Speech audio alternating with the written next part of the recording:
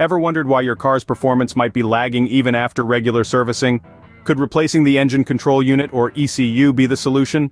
The ECU plays a critical role in managing the engine's functions. When it starts to fail, you may notice symptoms like poor fuel efficiency and engine misfires. These are signs that the ECU is not optimally controlling your engine's processes.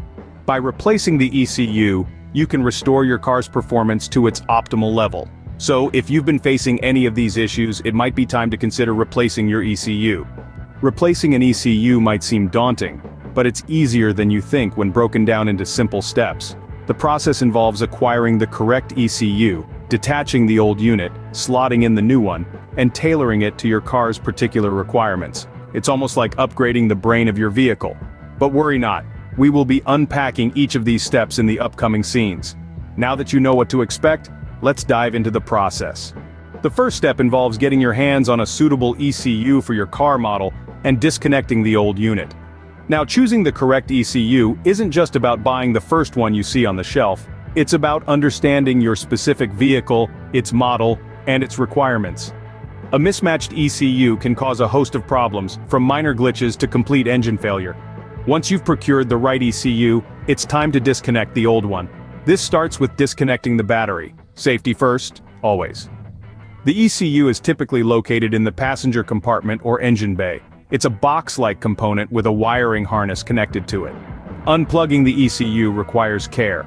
The wiring harness is delicate, and damage to it can lead to problems down the line.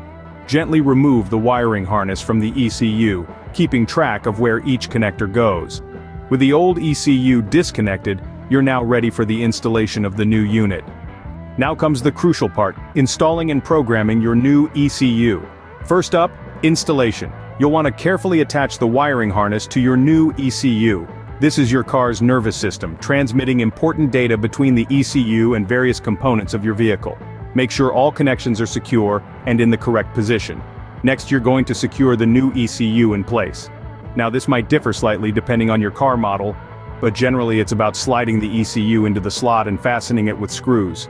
Be careful not to over-tighten them, you don't want to damage your unit. Once your ECU is firmly in place, it's time to reconnect the battery. Remember, positive terminal first, then the negative. Ensure that the connections are tight and secure. Now you've installed the new ECU, but we're not quite done yet. We need to program it. For this, you'll need an OBD2 scanner. This nifty device allows you to input necessary data into the new ECU. You'll start by inputting your car's VIN, the vehicle identification number. This is like your car's fingerprint, unique to it alone. Next, you might need to input some additional data. This could include the car's mileage, key codes, or other specific parameters. Again, this will depend on your car model and the ECU's requirements. Once all the necessary data has been input, you can begin the programming process. Your scanner will guide you through this. It might take a few minutes, so be patient. Finally, after the programming is complete, you'll want to run a diagnostic check, just to make sure everything is functioning as it should. If all goes well, your car should be running smoother and more efficiently than ever. And there you have it. You've successfully replaced and programmed your new ECU. Now, doesn't that feel good?